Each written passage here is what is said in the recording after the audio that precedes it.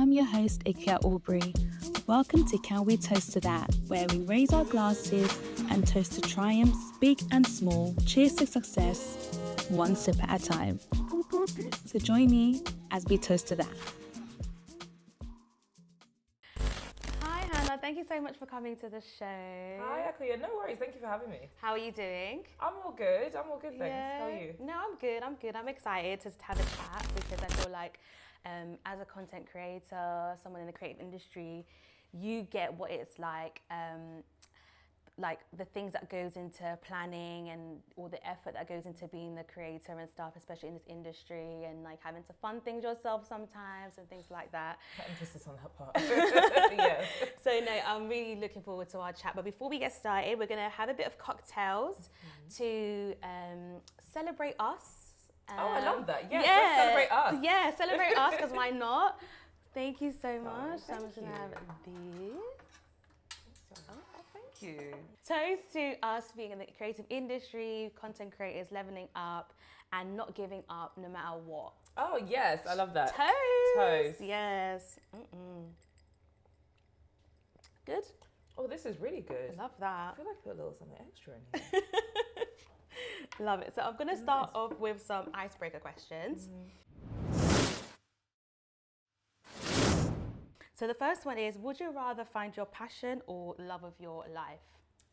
I would definitely, it's funny you ask this question because I actually think about this quite often. Yeah.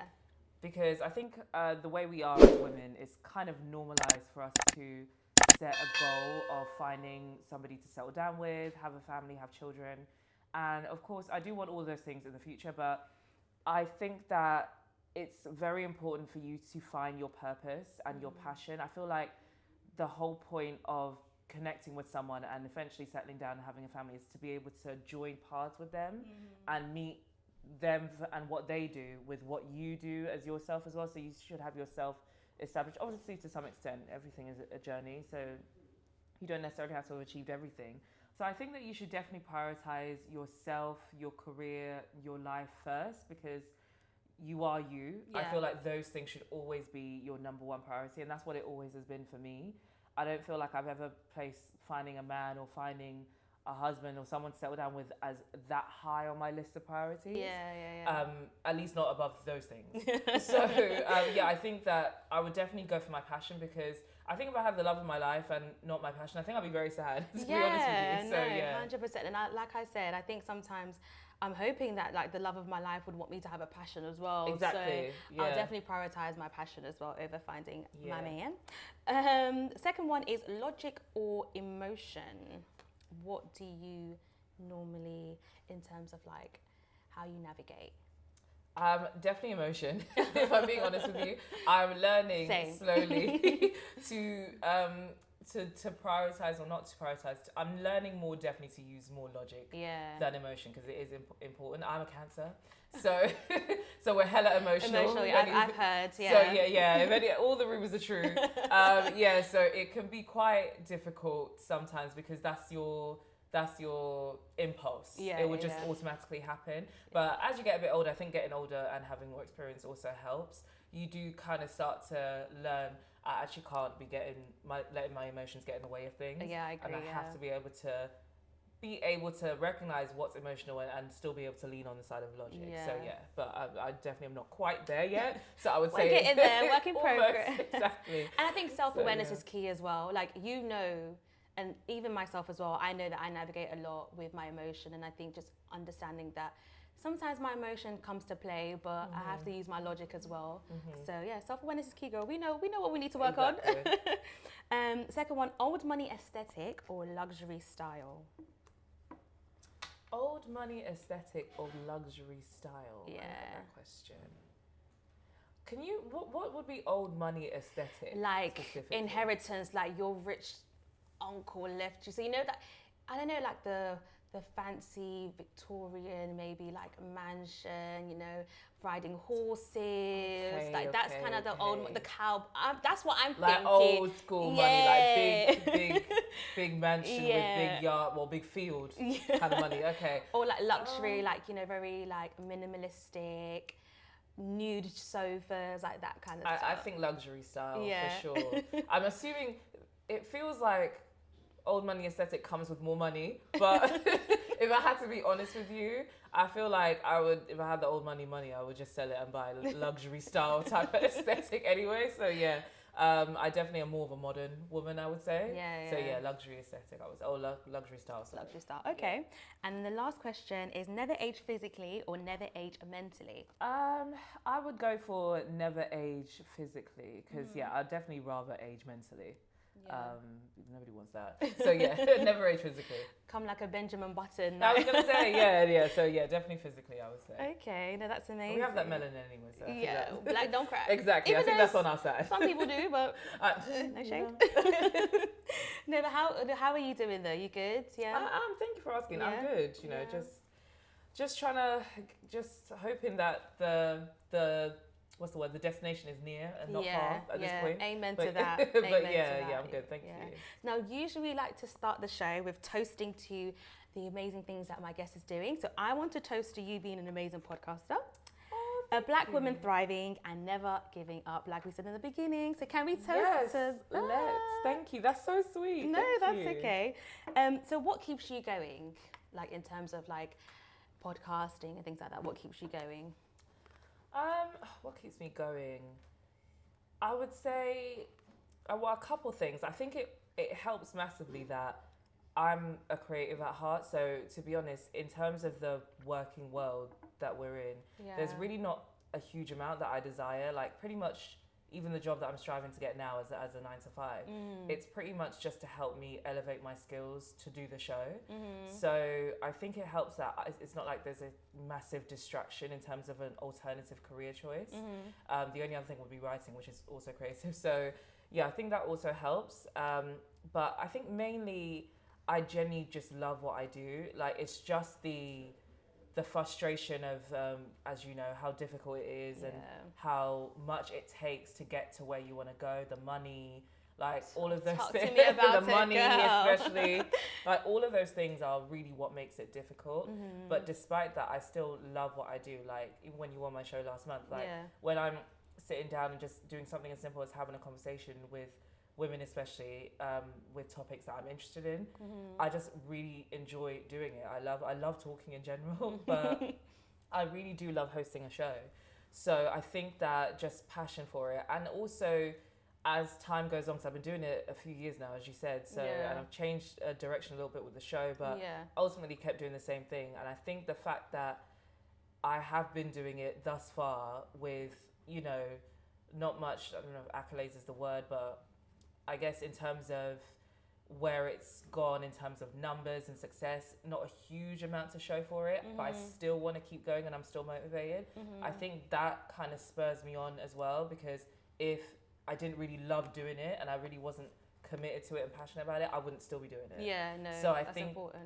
So I think that just having that fact in the back of my head makes it more simple just to keep going, because it's like clearly it's what I want to do, otherwise I would have just stopped and given up by now. So yeah, I think those things. No, and I think that's one of the things I really admire about you as well, is the fact that like you keep going, like you said, you've changed the kind of the trajectory of big word of where you're going with the show and like the ideas and stuff. Like now you've like ventured out into like doing commentatory on TikTok as well.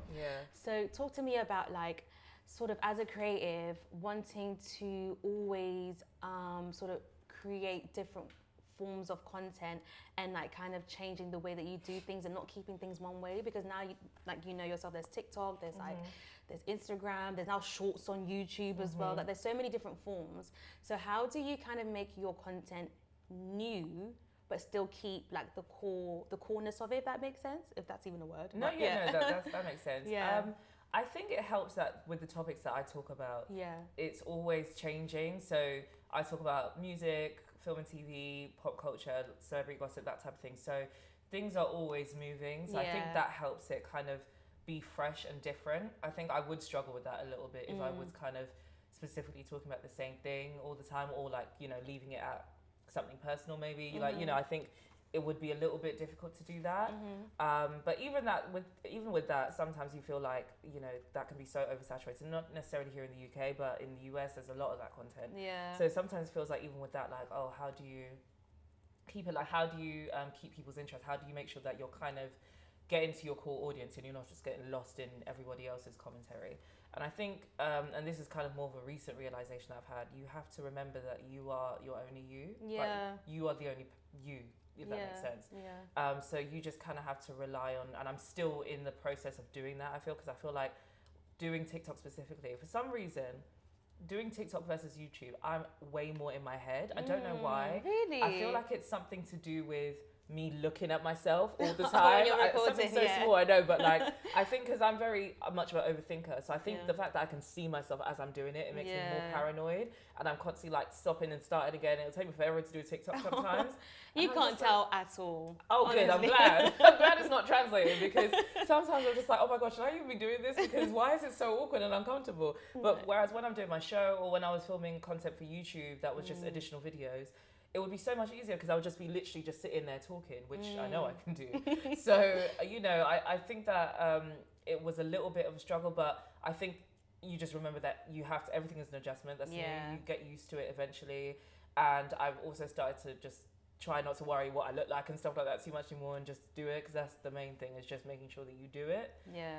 So yeah, it can still be a little bit of a struggle with making content in general, but I think, the way I make it fresh is I try and utilize things like tapping into things that other people aren't doing. So for example, as I mentioned before, not everybody in the UK is doing this type of content. So I think I try and lean on that, and even where it comes to speaking on like other content creators or other people that are visible in our space, I feel like I have a little bit of, I guess, a privilege, in the sense that most people, even if they're budding, know these people, so they don't feel as comfortable speaking on certain things. So say ZZ Mills, for example, goes viral about something, I might feel a little bit more comfortable just giving my opinion on that than most people would, because maybe they know her, or they, you know, will see her more often, so aren't too comfortable. So I try and lean on those little things and hope that that helps. I think that's something really important that you touched upon, actually, that I hadn't really thought of, because in the UK, I think we are in close proximity to a lot of these people that we see as celebrities and stuff like that. And I think sometimes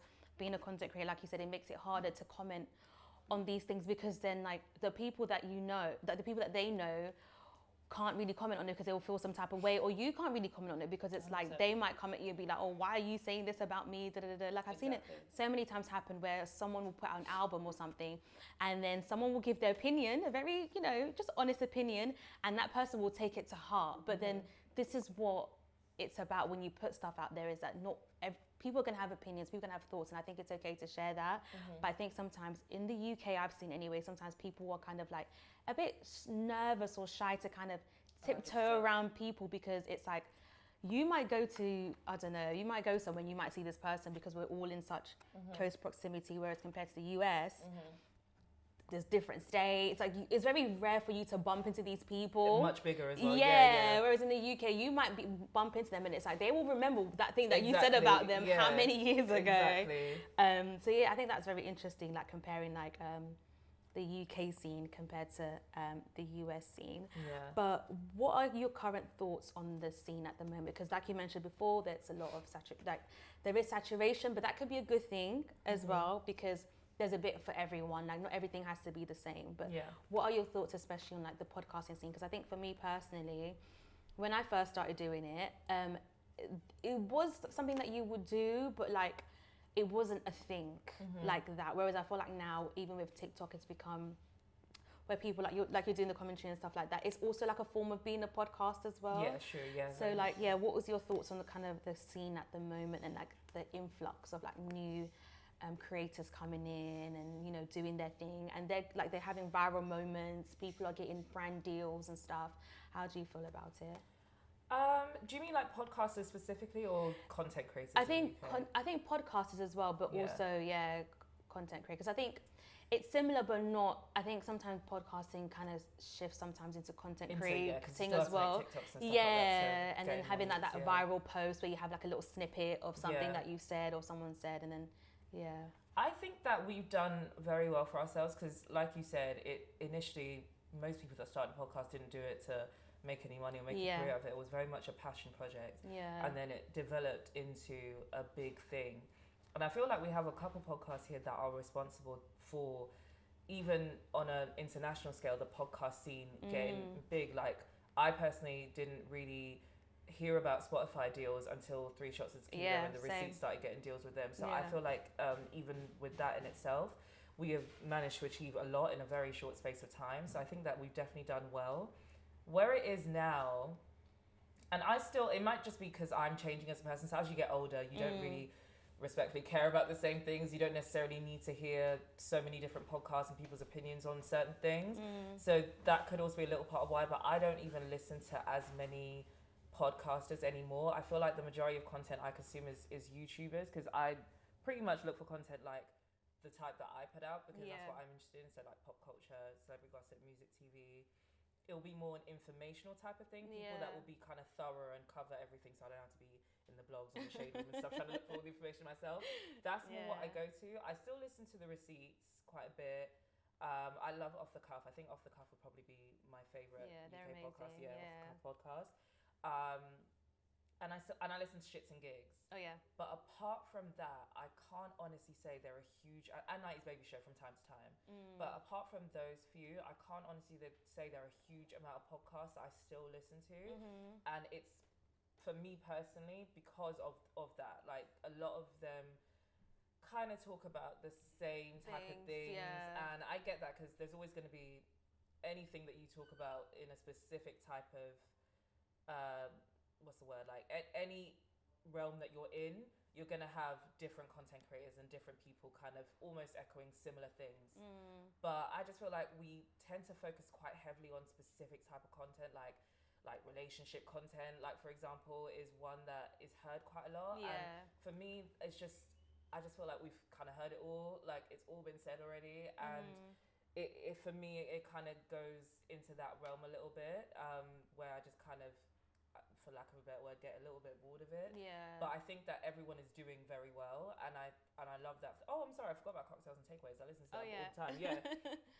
But but I feel like everyone has done very well, and at the end of the day, just because if something's not for me doesn't mean it's not for everyone. Even relationship content, for example, I say that, but clearly it does very well, because there's a lot of people that do listen to it and comment on it when, you know, opinions go viral and stuff. So I think that we've all managed to do very, very well for ourselves in this space. No, I definitely agree. And I think something that I think Josh Jean said a few months back was that, like, there's so many different brands of bread, and like even like white bread, brown bread, like there's literally different brands. So you've got like Hovis and all these different things, but like there's a bread for everyone. And that's like, so true. Do you know what I mean? These breads are still selling off the shelves. So I think that's the same with the way I view like podcasts and things like that, is the fact that I like that analogy. And when she said it, I was like, you know what, this I like this. This and they'll all be empty when there's no more bread. All the brands will be gone. Exactly. Like equally. So exactly. True. So when she said, I was like, you know what, that's so true. And I think you can definitely apply it to like the creative scene in terms of like having different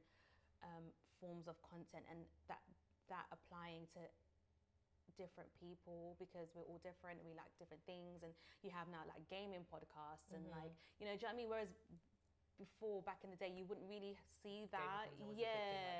So now it's just like, there's different forms of content, and I'm just like, I'm here for it. Whereas before I used to think, oh, it's a bit much, but I'm just embracing it. Oh yeah. Now in terms of like dealing with like negative comments and things like that, do you feel like there's something that you experience in terms of like people kind of commenting and not getting the gist of it? Because I remember when we did our shoot, I was literally about that, and we talked about the omelette stuff, and people were coming for us like we were the one on stage. Came out of the woodwork.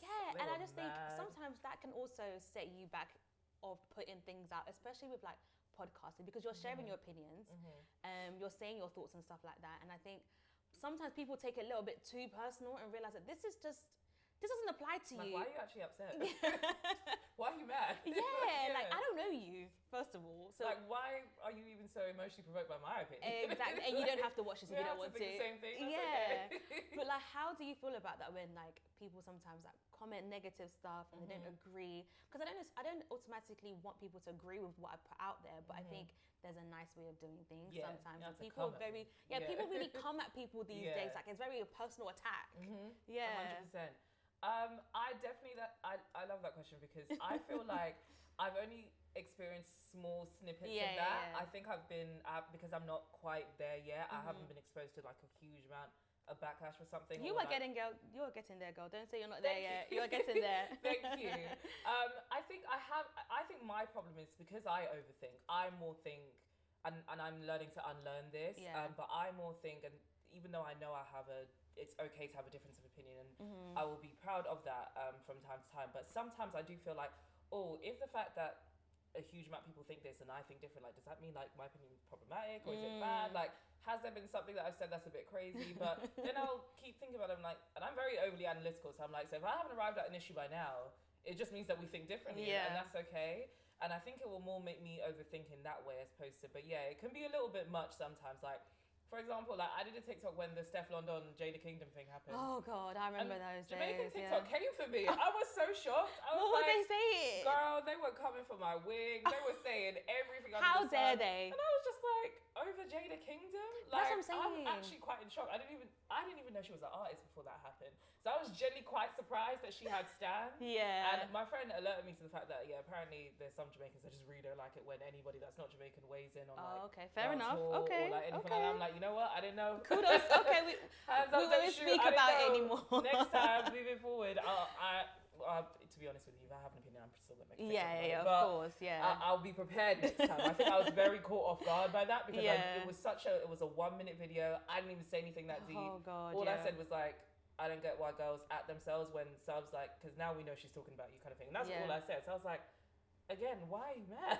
Like, what did I say? It's not personal, and that's the thing. Even like stan culture, like you see that so much on the social media timeline as well. People, you say one thing about someone's favorite artist, and it's like you're this, and I'm like, and it's like it shouldn't actually offend you because it's my opinion on somebody that neither of us know. Exactly. So why are you? And I think that's what threw me is that literally, like I was saying something so light that shouldn't be taken seriously, and all of a sudden people are attacking my appearance. So I think that for me kind of spun me a little bit because I think when you say certain things about, like, for example, if I'm speaking on racial things or like something to do with black women, I expect, ignorant white people, respectfully, to be in my comments a little bit. Yeah. And even though it's not nice, I think you kind of prepare yourself a little bit for that. But this kind of came out of left field, so I was a little bit like, whoa. Yeah. But yeah, I just try and, I think it definitely is going to take some experience of building up thick skin.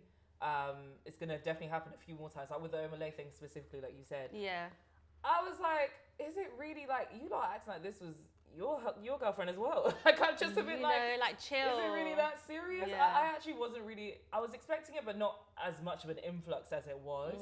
And I was just like, I guess this is just, that was kind of what determined it for me. Like, I guess it's just what's going to be. Like, it's going to happen from time to time, but and I think also it comes with the territory, like it comes with the job, like of what you do and what we do. Speaking about stuff and like people not agreeing with it, and that's okay. Like, I'm happy we don't all think the same anyway. Exactly, because it'll be boring otherwise. Exactly. If we always have the same thing to say, it'll be boring. So, but what's one thing that you would say to somebody who is wanting to get into the industry, seen your videos or seen other people's videos and wanting to get into like the content creating industry and stuff? What is one thing that you would say to them? Because I know for me, it's don't give up, because it's baby steps. Like, you might not be getting 1 million views, a video, whatever, but you will get there. And it's just all about being consistent. And it takes that one video to, blow, I would say. So what would like your advice be for someone who wants to get into the scene? Yeah, I think kind of similar to what you were saying in a sense. I think just don't be discouraged if the journey doesn't look exactly how you want it to look in the beginning part of it, because it can be so easy to put so much work and effort and time into doing an episode, then you put it up and the views are just not saying anything. Or like you put out a TikTok or promotion and it just feels like you're exactly in the same place as when it started. And it can be like, and then sometimes I'll do this thing where I'll like re-listen to my old episodes, and sometimes I'll go through that episode and I'll be like, this is good. Like, this is actually good content. So basically, try not to be so discouraged with the results that you translate it to I'm not doing well or I'm bad at what I do. Don't let that throw you off, and just continue to persevere and just work hard, because that will come eventually. And this is still a lesson that I am in the midst of learning. I'm still reminding myself, like, just because it's not what you want it to be right now doesn't mean you're not on the right track. Doesn't mean that it won't eventually come. I think Just that's another going. toasting moment, girl. That is a word. Facts. Yeah. No, that is a word. No, thank you so much. I really appreciate like everything that you've said, and I think it's really important. Like I said, mentioned before, you're somebody that you don't like you're consistent. Like I see you on TikTok, you're posting your commentary and stuff. And I think it's just really important. And I think, thank you. I try, girl. Thank you. No, thank you so much. I think people, like, we see what people are doing, and it's important to let them know that they're doing amazing. So, keep it up, girl, because before you know it, you're going to be on the BBC News. Oh, amen. Thank you. I receive it. But no, thank you so much for our chit chat. So, where can the viewers find, because you've got a podcast, you've got a show, where can the viewers find your show? I do. So you can find my show. So if you follow me on all platforms, I am Hannahoj. I have a talk show called The Underrated Salon. Akuya was actually a guest on my last episode. Yes, I was. I got my nails done. And your nails look really nice afterwards as well. Thank you. So so basically we talk about all the topics I mentioned earlier: pop culture, celeb gossip, music, film and TV. And we talk about it in the nail salon while we're getting our nails done. Yes. So it's a good time. And I also make TikTok content. So I'm Hannahoj, but you can also find the link to the show in my bio on my TikTok. Thank you so much. No well, let's worries. toast Toast back. again, yes.